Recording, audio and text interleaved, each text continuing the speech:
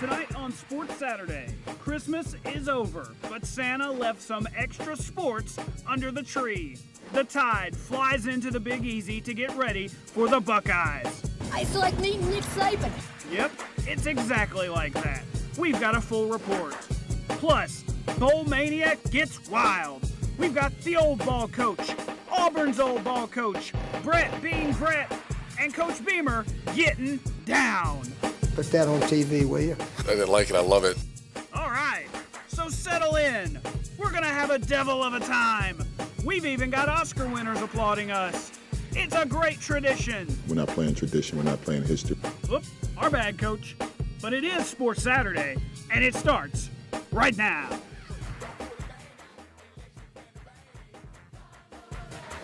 From the campus of the University of Alabama, live sports. From Alabama's sports team, this is WVUA Sports. Coach Beamer's dancing, we're dancing too. The plane has landed. The Tide is on the ground in New Orleans, Louisiana, the site of the All-State Sugar Bowl on January 1st, also known as the semifinal round of college football playoff. Amari Cooper, though, is not impressed. He says he doesn't like Bourbon Street because there's too much going on and it smells bad. Jen? There's just too much to laugh at in this whole opening right now. I cannot attest to that because I've never been there. BJ? I have been there, and it doesn't smell that bad. We don't smell bad either. It's Sports Saturday. I'm B.J. Millican. We're too far from you to even smell us. Oh, and I'm Jenn Chapman. We waste no time tonight. Sports director Gary Harris is in New Orleans and has this report. Gary? Thanks, guys. I am in New Orleans as All-State Sugar Bowl week officially kicked off this afternoon as both teams arrived at the New Orleans airport. It's time to get down to business. Now, for Alabama, this is old hat. The Crimson Tide is playing for an opportunity to win a fourth championship in the last 6 years. For Ohio State, this is uncharted waters. The Buckeyes haven't been in this position under Urban Meyer in his third season in Columbus. But Nick Saban says if there's an advantage to having been here and done that, he isn't sure what it is.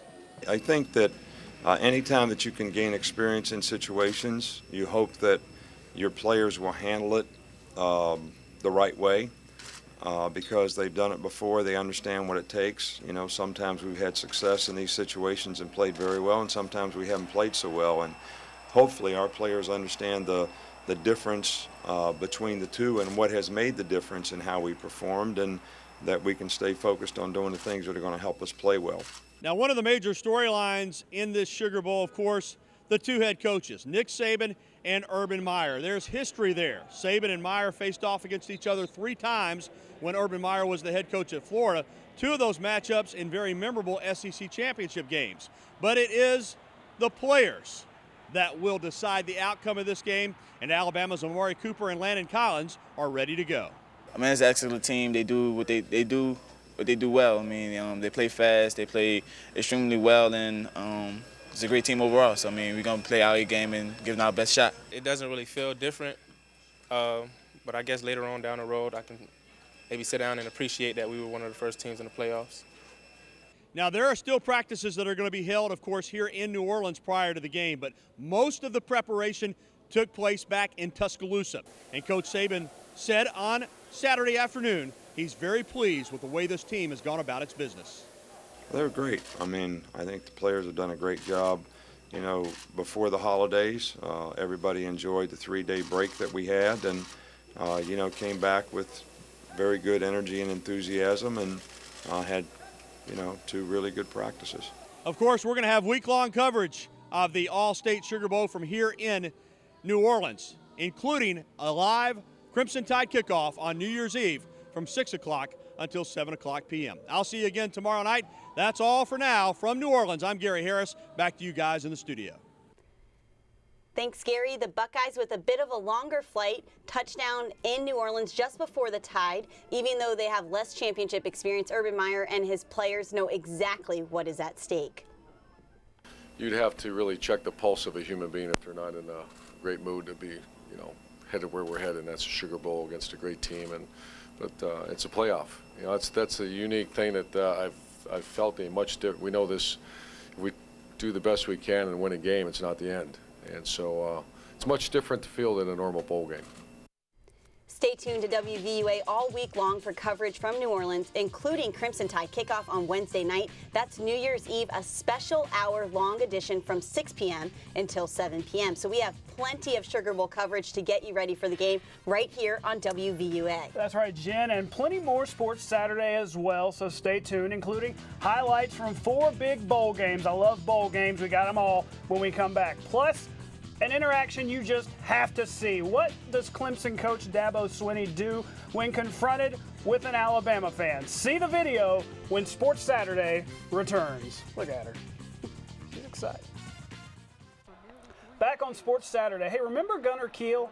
Well, he plays for Cincinnati now, and he's not getting up for a while. Virginia Tech's Deion Clark wrecks Kiel. Nigel Williams picks it up, rumbles all the way to 12, where he gets stripped. And Greg Stroman does the rest of the work for the score. It's our play of the day, the winner of that game, in just a minute. Now, Jen, I've made no secret about it. I love bowl season so much.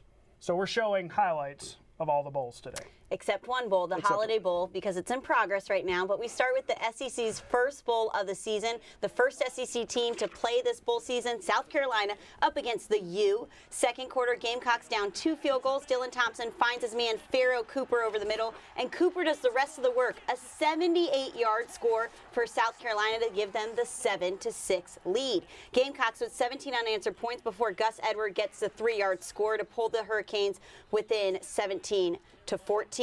Fourth quarter, Dylan Thompson from 2 yards out gives the Gamecocks a double-digit advantage. South Carolina holds on for the 24-21 win. Here's what Steve Spurrier had to say. A lot of boost for next year. I mean, 7-6, and all the guys committed, watch our guys hang in there and make some plays to win the game. So it's a boost. It's a boost. Shot in the arm, energy. I told our guys off-season workouts now are going to have a little more pep to them, a little more fire, a little more, let's get after it. Virginia Tech without Frank Beamer on the sidelines today in the booth after throat surgery. His son Shane coaching. Military Bowl, Hokies against Bearcats. Cincinnati strikes first. That's Gunnar Kiel to Christ Moore for the 31-yard score. Tech takes over in the second half. Michael Brewer finds Ryan Malik in the end zone, and the Hokies never look back, winning 33-17. Frank Beamer, the winningest and longest tenured coach in FBS, gets his 10th bowl win. There you go. Penn State, they have not been in a bowl game since 2011. Kicking a theme in this game. 24 seconds left. Sam Ficken sends this baby to overtime. Once there, Boston College says, let's do the 6 if by air play. Tyler Murphy, David Dudek, 21 yards, but Mike Knoll misses the extra point. So by rule, Jen, Penn State's going to score, right? That's what always happens. Guess what? They do. Christian Hackenberg to Kyle Carter. The PAT, Ficken nails it. State wins 31-30. Great way to win, awful way to lose. There you go. To the Sun Bowl. The Sun Devils versus the Blue Devils. Heck of a game. Duke down 6 in the 4th. Coach Cutcliffe pulls the trick play. Jamison Crowder on 4th down finds Isaac Blakeney for the lead, but ASU took the ensuing kickoff inside the 10. First play, they punch it in. Boom! Demario Richard puts the Sun Devils back on top. One last chance for Duke. It is not to be. Picked off in the end zone. State wins it 36-31. Tough luck for Birmingham native David Cutcliffe. But some other shenanigans going on off the field today, right? Correct. Several SEC teams continue their bowl preparation. One of them, Arkansas. They'll play in the Texas Bowl Monday against the Longhorns. Well, explains head coach Brett Bielema's get the little controversy here. It looks like he did the horns down in a picture with Charlie Strong. He claims it was photoshopped, but that will be the debate for the week. Exactly. Just to own it, Bert, like this next lady. Former Alabama player and coach Dabo Swinney, still a fan favorite among Tide fans. And even though he coaches at Clemson, one of those fans spotted him today after his team's bowl practice down in Orlando, where this happened. It's like meeting Nick Saban.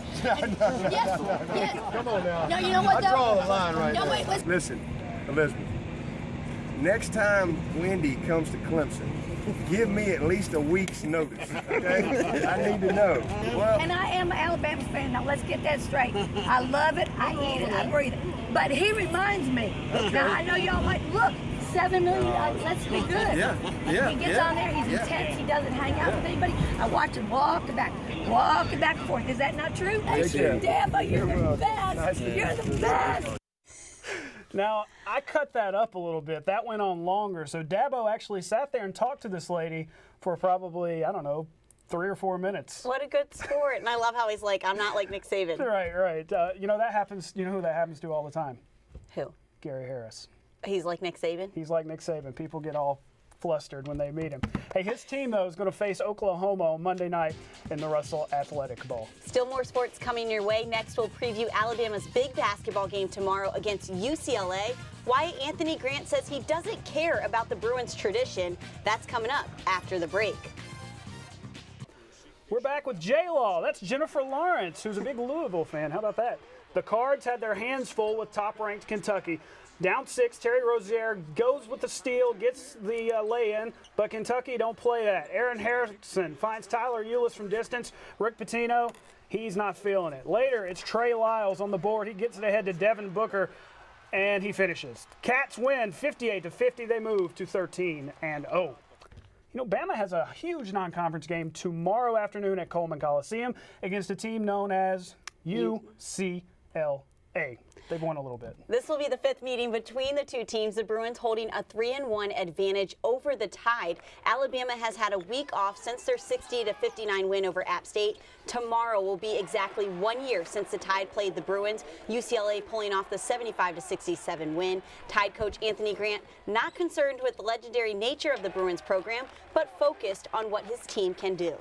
For me, it's about preparing our team for the team that we're playing tomorrow. It's not about, we're not playing tradition, we're not playing history. I certainly respect the history and tradition of their program.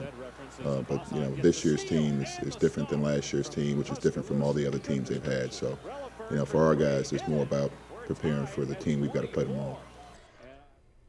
20th ranked UNC hosting UAB. Blazers coach Jared Hayes played under Roy Williams. First half, Lewis Sullivan to William Lee, who slams it down. Blazers trail 24-13. Later, it's the Tar Heels from the outside. Justin Jackson burying the three-pointer to push UNC's lead to 13 points. Tar Heels hit 3 threes in a row, including this one from Marcus Page, who led all scorers with 16 points. The Tar Heels win easily 89-58. It's a tough loss for Haas. Haas was a coach and a player under Roy Williams. So they got him last year, so maybe we'll get it back and forth each year. They did. Maybe so. It's funny. We were looking earlier at some Alabama football players. We're going to have much more coverage from New Orleans tomorrow. The offensive press conference is tomorrow. Gary will have something on that tomorrow at 10. But the Bama players, they're having fun. As you told me, it looks like they are having a wrap-off, and Christian Jones was quite impressive. Killing so it. Christian maybe the guys will want to impressive send us some on the video mic. so we can show it. That's right. We're going to close with a little bit of video from the team arriving today. That's all the time we have for tonight. Thank you for watching. We'll see you tomorrow.